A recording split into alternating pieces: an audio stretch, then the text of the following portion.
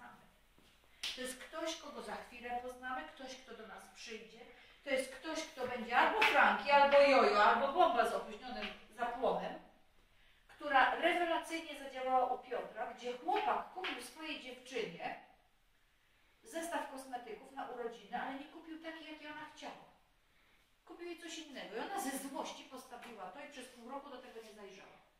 Aż w końcu jak otworzyła, to sama zażyczyła sobie całość linii, bo to jest takie wspaniałe. I tak wybuchła, że za chwilę ona będzie Franki. Ale ona była bombą z opóźnionym zapłonem.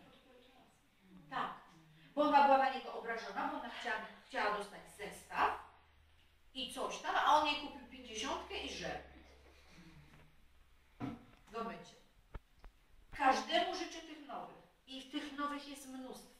To, że dzisiaj jesteśmy, że dziś się spotykamy, że dzisiaj tutaj razem pracujemy na tych warsztatach, to jest dowód na to, że pomimo, że firma Conway jest 10 lat i będzie następnych 10 000 lat, to jeszcze jest mnóstwo ludzi, którzy nie wiedzą o tym, że